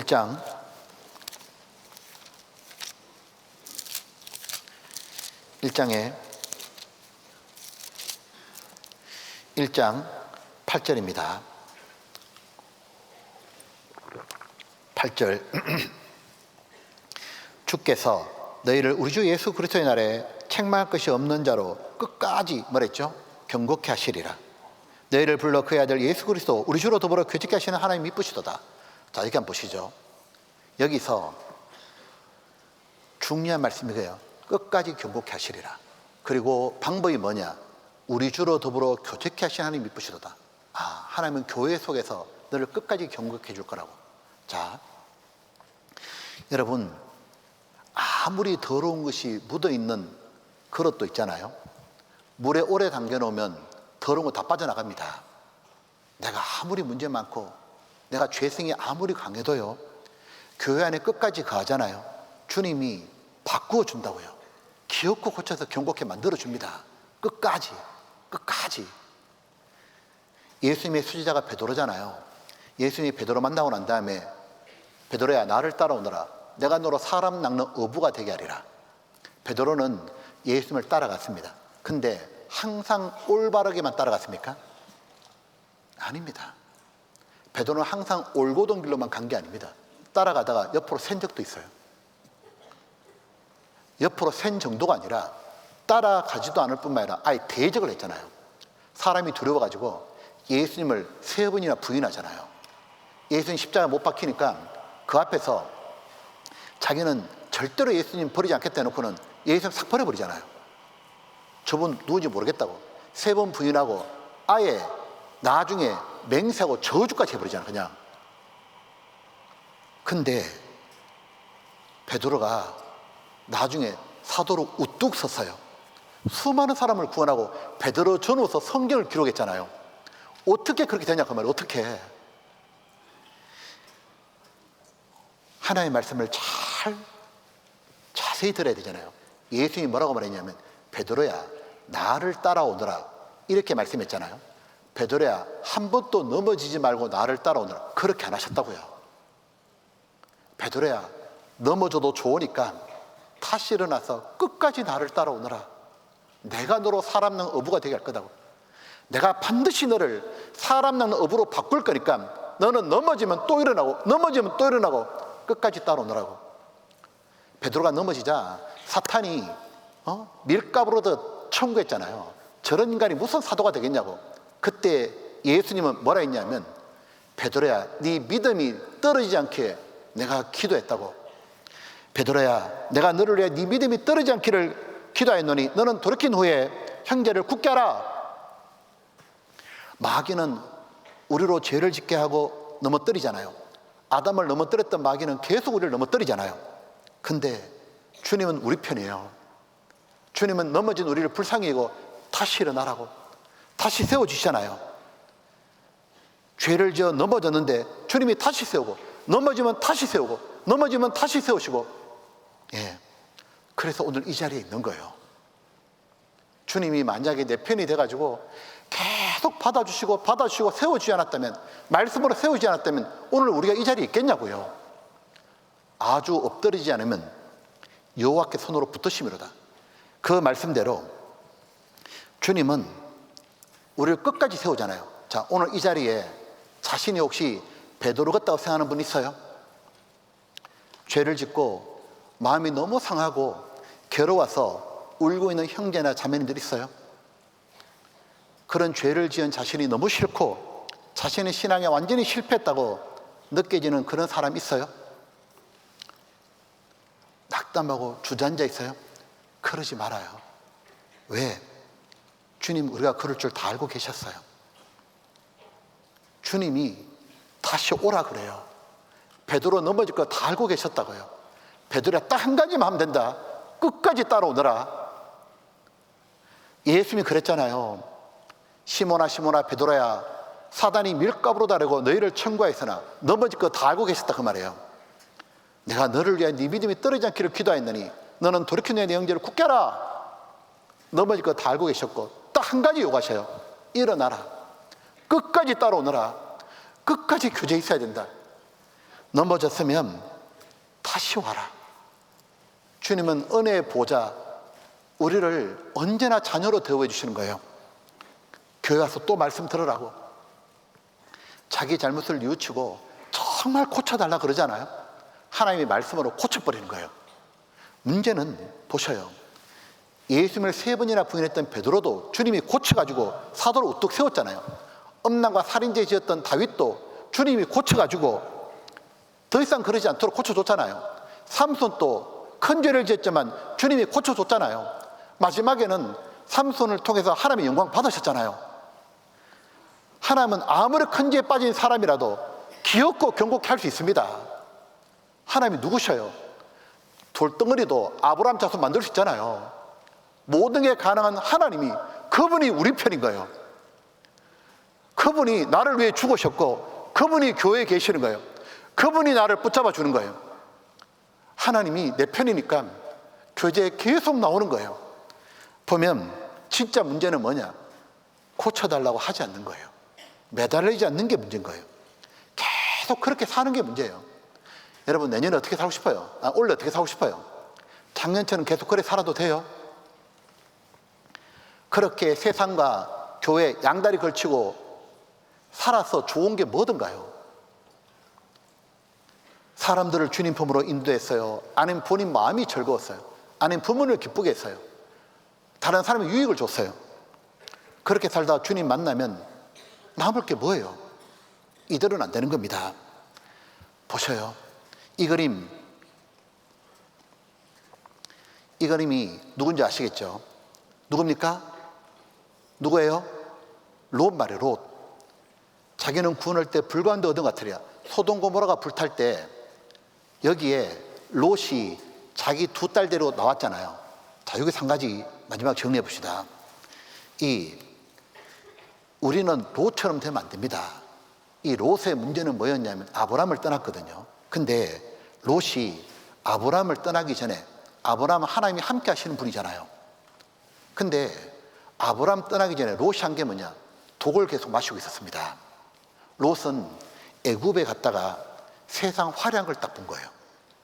세상을 가까이 하다가 세상이라는 독이 들어온 겁니다. 이야, 폼나게 살고 싶은 거예요. 응? 참 재밌고 즐겁게. 이야, 저 사람들처럼 그 독을 계속 마시고 있었거든요. 그러다가 어느 날 아브람과 롯의 목자 간의 다툼이 생기자 어떻게 하느냐? 세상에 그 독을 너무 많이 마셨던가 장차 망할 성 죄악의 도시 소돔을 택해서 갚으리잖아요. 소돔에 들어가서 어떤 일이 벌어졌어요? 한 명도 구원 못해요. 아무도 전도 못하잖아요. 그는 능력이 완전히 없어요. 그리고 자기 아내는 소돔이 불탈 때 뒤를 돌아보다 소금기둥 되어버렸고, 자기 2딸은 빠져나와가지고 소돔 사람처럼 부모하고 근친이 상간해서 자식을 낳았고 그 자식이 모압 암몬의 조상이 돼서 이스라엘 대적했잖아요. 한마디로 인생이 처참해져 버린 거예요. 자, 롯이 왜 그렇게 됐냐 그 말이에요. 이유가 뭐냐면 그는 하나님이 함께 하시는 아브라함을 떠났기 때문이에요.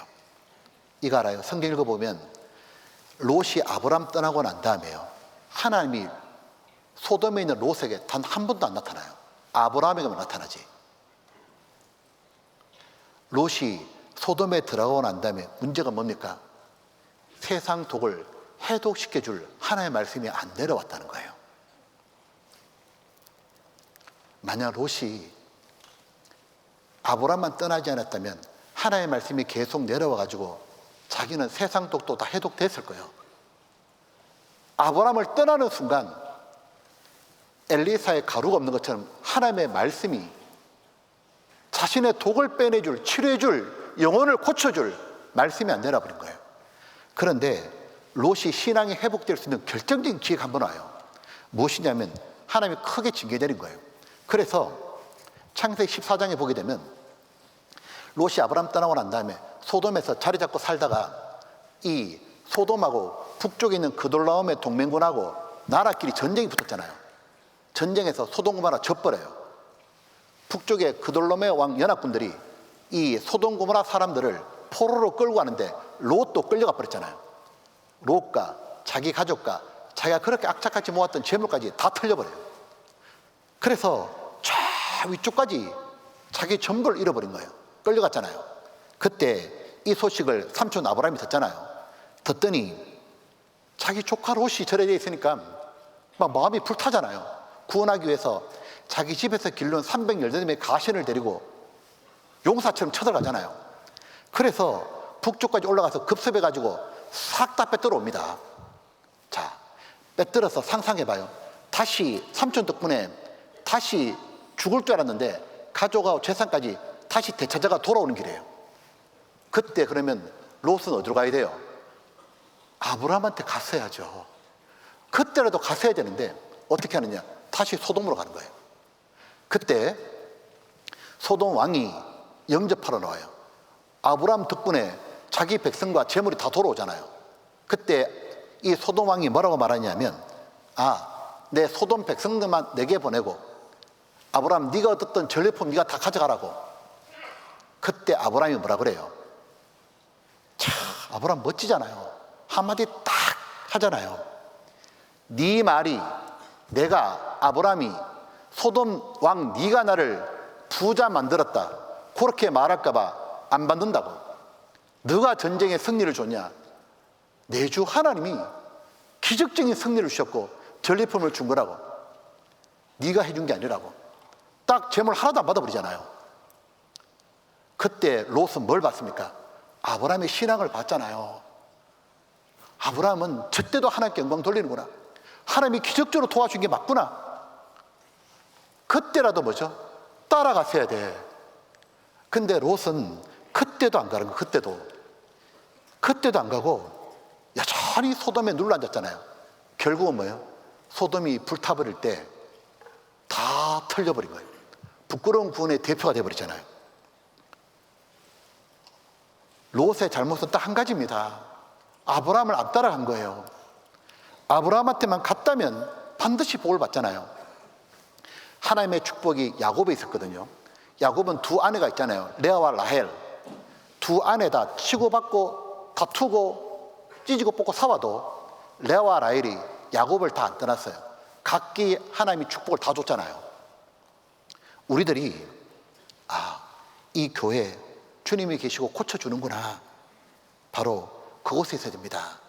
자, 나는 이제 원래 결심해야 됩니다. 새해가 되면 결심해야 되잖아요. 이제 내가 결심하는 사람 안 하는 사람 완전히 다르잖아요. 어떤 결심할까요? 우리가 5분 35분에 시작하기 때문에 제가 5분만 더 합니다. 여기 봐봐요. 내가 이거 들려주고 싶은 거예요. 오직 너 하나님의 사람아, 이런 사람들 되면 좋겠어요.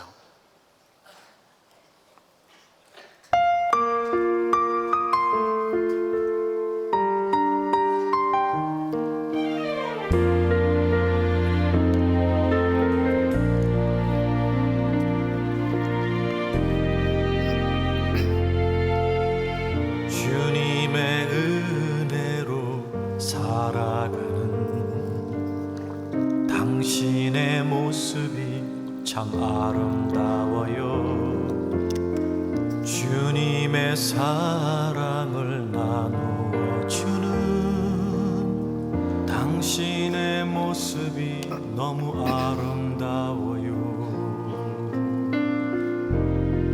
말씀에 순종하며 살아가는 당신의 믿음이 참 아름다워요.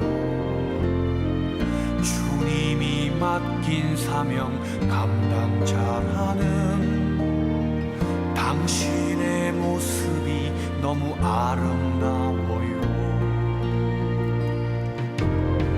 하나님을 감동시키고 세상을 변화시키니 당신은 이 세상에 필요한 사람, 하나님이 좋아하는 사람, 당신 때문에 어두운 세상이 사랑으로 가득 차지요. 당신 때문에 하나님께서 더욱 영광 받으시지요. 우리들이 올 한 해 딱 결심할 때 하나님이 나에게 생명수, 가장 소중한 복음을 주셨잖아요. 나는 복음을 전하는 사람이 될 거야. 하나님의 사람이 될 거야. 이를 위해서 내가 매일 성경 읽을 거야. 나 토요일과 주일 정말 교회 가서 말씀 잘 들을 거야. 그 결심만 해도 여러분 마음이 기쁠 거예요. 왜? 결심하는 것이 하나님이 보고 너무 좋으신 거예요. 우리 마음에 기쁨을 뿌려주시는 거예요. 결심만 해도 좋을 거예요. 이 교회는 내 영혼을 치료하고 해독하는 곳이니까 나 절대로 교회 안 빠진다.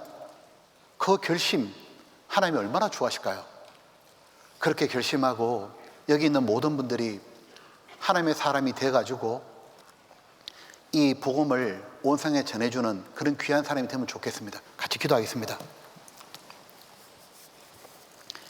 저희들을 사랑하셔서 구원해 주시고 지금까지 붙잡아 주시고 진리 가운데 살게 해주신 주님 정말 감사합니다.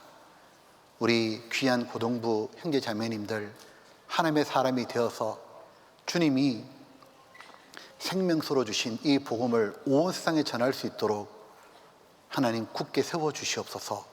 내일 시간까지 온전히 주님께 모든 걸 부탁드립니다.